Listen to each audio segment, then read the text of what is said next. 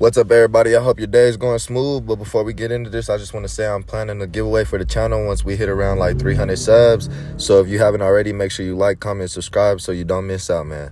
All right, let's get right into this. Because the situation with Cenat and the Twitch CEO, a lot of people was talking about this. Here's what went down. During a recent stream, the Twitch CEO actually pulled up on Kai's stream, right? And everything seemed cool. He was giving Kai his flowers and even saying if there was a Mount Rushmore of streamers, Kai's face would be right there next to names like Ninja and Pokemon. Your personal. Ooh. Mount Your opinion. Rushmore of streamers. So now, because you have to go back in time, right? Okay. So obviously Kai's there, right? And if you're going to Mount Rushmore of streamers, obviously I think Ninja. Okay. Has to be there, right? Yep. Those are two easy ones.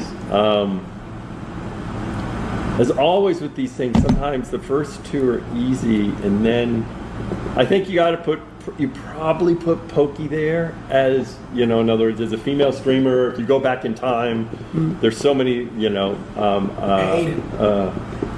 yeah, there's so many now. It's tough for me to pick another person now, if that makes sense. You know, actually, I'll throw, the other person now, obviously, that is trying to change it like you with Speed, right? And, you know, because he's constantly, much like yourself, always. But after the stream ended, the vibe switched. In another conversation the CEO had with his friends, now that he feels comfortable, he made it sound like Kai was only mentioned because he's the one that asked. It probably should be more historical. Yeah. You know, in other words, Kai is big now, but you know, arguably it's like, now he asked me, so I had to put him on there. But arguably it's like, look, you're great, but you can't be on the Mount Rushmore yet. It should be Speed, Kai, Queso. Right. When there's like so. Well, initially when I was doing it, because of course part of it is you just don't remember people.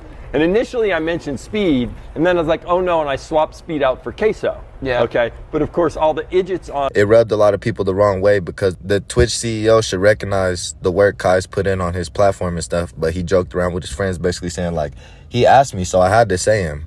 It kind of gets crazy right there. Kai's been streaming since around 2020, which means he's been on Twitch for about 5 solid years. He's been grinding, building, and breaking records the entire time. And in those 5 years, it hasn't just been 1 or 2 famous guests pulling up on him. We're talking multiple celebrities from sports, music, movies, even YouTube crossovers trying to stream with him. He brought major eyes to Twitch, from LeBron James, 21 Savage, Nicki Minaj, and many more.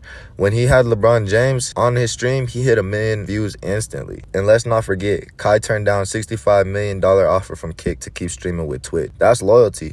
But moments like this make people question whether Twitch values him the same way he values them. Because instead of standing on what he said, the CEO downplayed it.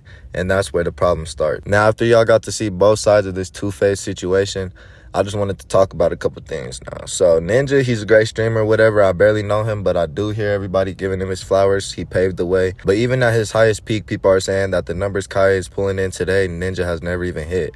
And Kai's not relying on massive sponsorships or corporate backing. It's all community-driven energy. Like, if you look at his fan base, the fan base goes nuts for Kai. Same way they do for Speed. His fan base is the reason Twitch stays relevant in 2025. Everybody knows if you want to see Kai, you want to see Speed, you go to Twitch, right? So when the CEO tries to minimize Kai's impact, it feels like a big disconnect between the Twitch leadership and what's actually happening with the culture. Because, like I said, they're making Twitch buzz. The thing is, Kai's humble, and he doesn't usually react to stuff like this online. He's not the type to jump on social media and go off, but that's what makes him unpredictable. We might not get a loud reaction from him, but we might see an action reaction, which means he could quietly make a move that shakes everything up. He could decide to dual stream on Kick and YouTube, or even build his own platform, and the fans will still follow him instantly. Twitch has been struggling to keep its numbers up lately, and the creators like Kai are the only reason the platform still feels alive. His Mafia-thon event alone brought in more hype than Twitch front pages usually gets in a whole week. That's real influence. And let's not forget, during his Mafia-thon in September, Kai hit over 1 million viewers live, setting a whole Twitch record. That's history. His fan base run deep, almost like I Show Speeds. And if both of them decided to walk away from Twitch, you could bet a huge part of the audience would go with them. The crazy part is, Kai's done all this while staying out of the drama, keeping his name clean, and handling business like a professional.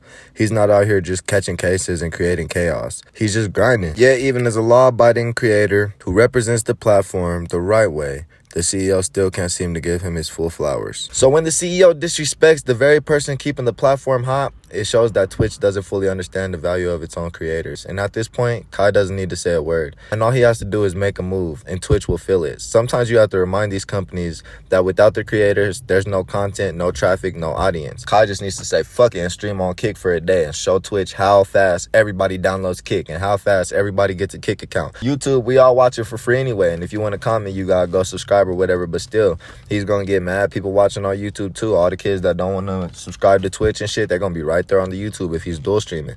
So loyalty is powerful, but respect has to match it. If you made it this far, make sure you drop a comment and let me know what you think about this whole situation. Did the Twitch CEO really downplay Kai? Was it just bad communication and we're not understanding it from the CEO's perspective? Don't forget, once we hit that 300 subs, I'm doing that giveaway, y'all. So make sure y'all subscribe, like, and comment. And please share the video because y'all don't want to miss y'all chance to win. YouTube thinks that you'll like the video showing right there on the screen. So make sure y'all click that and go show us some love, man. But for the meantime, I'm out.